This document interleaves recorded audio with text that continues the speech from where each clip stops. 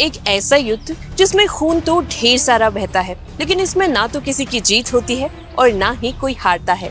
ये एक ऐसा युद्ध है जिसमें कई बार अपने रिश्तेदारों से ही युद्ध लड़ना पड़ जाता है। अपने प्रतिद्वंदियों पर पत्थर की बरसात की जाती है। दुनिया का सबसे छोटा युद्ध महज 10 मिनट के अंदर ही खत्म हो जाता है। सैकड़ों रणबांकुरे युद्ध मैदान में इकट्ठा होकर एक दूसरे के खिलाफ युद्ध लड़ते हैं, जिसका एक ही नतीजा होता है और वो है सद्भाव और परंपरा। हम बात कर रहे हैं उत्तराखंड के कुमाऊं की देवीधुरा बगवाल की। वर्ल्ड फेमस देवीधुरा बगवाल के बारे में आपने जरूर सुना होगा। सोशल मीडिया पर भी आपने इसकी कई वीडियोस देखी होंगी। आपको इसके धार्मिक पक्ष के बारे में शायद पता होगा, लेकिन क्या आप इस युद्ध के ऐतिहासिक पहलू के बारे में जानते हैं? क्या आप जानते हैं कि कैसे एक बूढ़ी महिला का हट और समर्पण इस युद्ध के शुरू होने की वजह बना? आज देवीधुरा में ही मनाई जाने वाली बगवाल कैसे पहले पूरे उत्तराखंड में मनाई जाती थी। इस रिपोर्ट में हम आपको देवीधुरा बगवाल के बारे में वो बातें बताएंगे जो शायद आपको कम ही पता होंगी। आइए आपको लेके चलते हैं देवीधुरा बगवाल के ऐतिहासिक और धार्मिक सफर पर।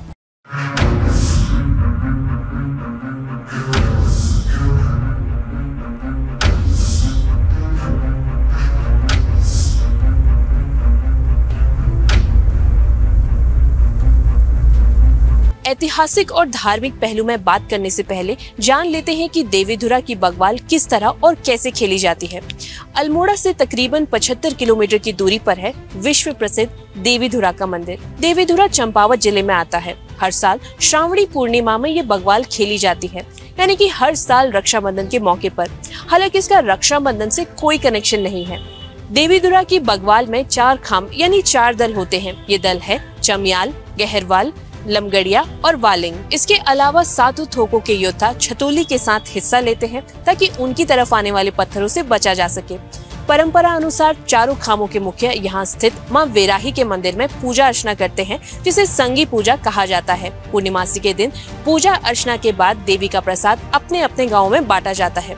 पूजा के बाद पाषाण युद्ध में भाग लेने के इच्छुक लोग, जिन्हें धांको यानी देवी को अर्पित कहा जाता है, अपने अपने मुखियाओं के नेतृत्व में ध्वजा, ढोल, नगाड़े के साथ अपने निर्धारित मार्गों से रण क्षेत्र खोला खानी देबाचौर नामक मैदान पर पहुंचते हैं। पत्थर युद्ध के लिए चारों खामों को महज 2 हिस्से महर और फरत्याल में बांटा जाता है।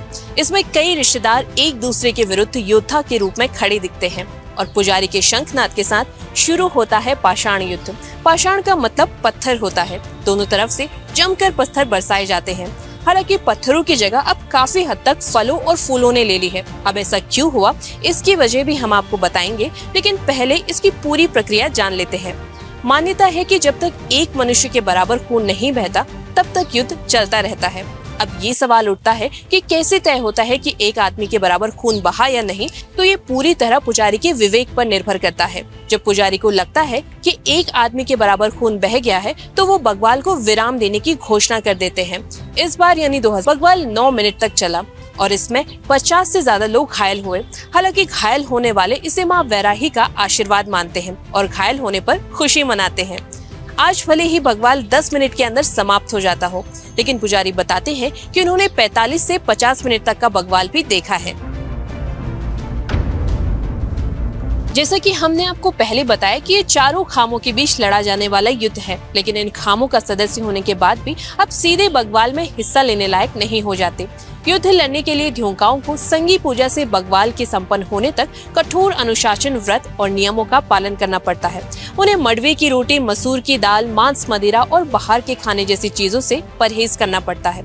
जो इन चीजों को करने में सफल होता है, वही बगवाल में हिस्सा लेने का भागीदारी होता है। देवीधुरा में बगवाल पहले सिर्फ पत्थरों से खेली जाती थी, लेकिन अब इन पत्थरों का इस्तेमाल ना के बराबर होता है। दरअसल 2000 उत्तराखंड हाईकोर्ट ने बगवाल में पत्थरों के इस्तेमाल पर रोक लगा दी थी और आदेश दिए थे कि अब सिर्फ फूलों और फलों से ही बगवाल खेली जाएगी। तब से पत्थरों का इस्तेमाल ना के बराबर होता है।